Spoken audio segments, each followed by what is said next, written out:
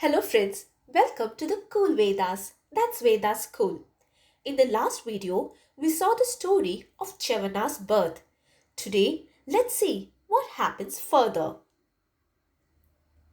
The terribly shaken and frightened Puloma lifted her newborn son and began walking back to the ashram. Tears of relief and fear were rolling down the cheeks of the beautiful mother. Brahmadeva, seeing his daughter-in-law in this state, consoled her. The tears from her eyes formed a river and followed her to the ashram. This river was given the name Vidhusara by Brahma. On reaching the ashram, Bhrigu saw his wife and his newborn son. When he came to know of all that happened with his wife, Bhrigu was extremely enraged and with fiery anger he asked, "Tell me, who was that who let out your identity to the Rakshasa?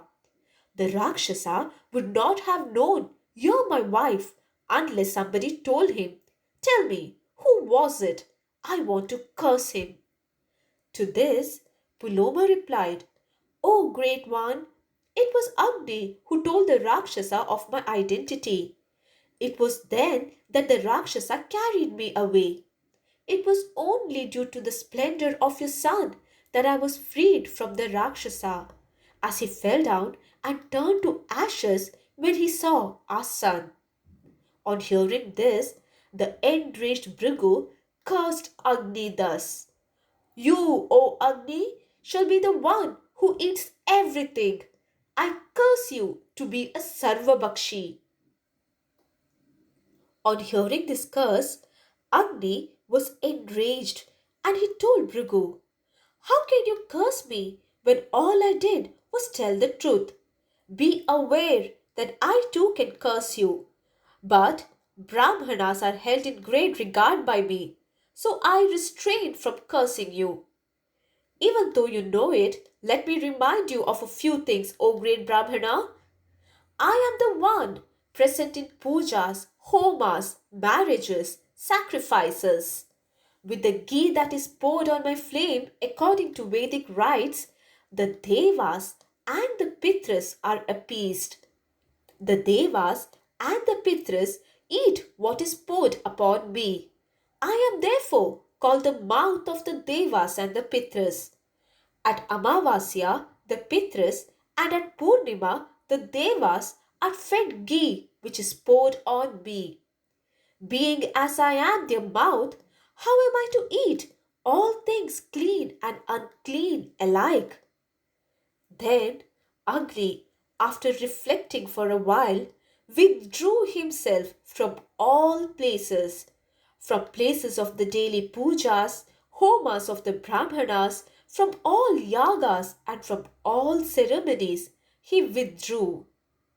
The rishis, greatly worried losing fire for their homa, went to the devas and addressed them thus, "O devas, the Triloka is suffering due to the cessation of yagas and homas.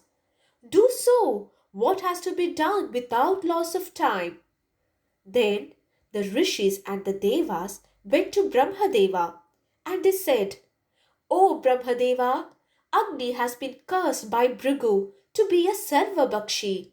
Being the mouth of Devas, how can Agni be reduced to the condition of one who eats all pure and impure things alike?"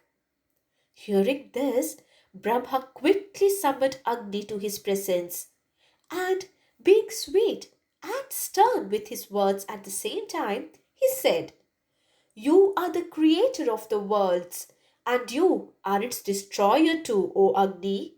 You preserve the three worlds, and you are the promoter of all sacrifices and ceremonies.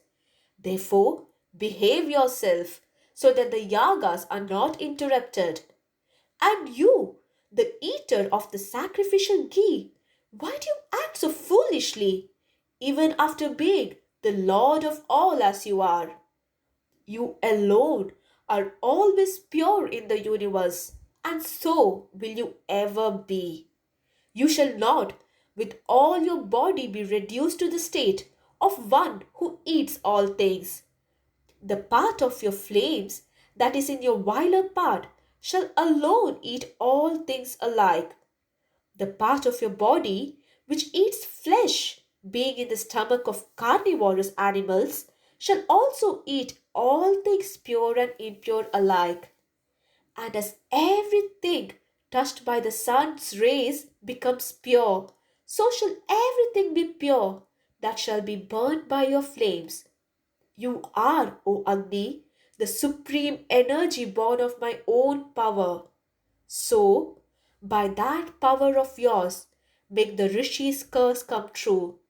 Continue to receive sacrificial ghee offered to you in yagas and be the mouth of devas. Pleased with Brahma's words, Agni agreed, saying Tatastu, and returned to the place of yagas and homas and began to receive the ghee offered to him, just as before. The devas and the rishis also returned to their abode, and the rishis began to perform yagas and homas as before, and the devas too rejoiced receiving the sacrificial ghee. This was the story of Bhrigu's curse on Agni. Hope you enjoyed it. Please like, share, and subscribe our channel for more Mahabharata stories. Do not forget to press the bell icon. Thank you. Namaste.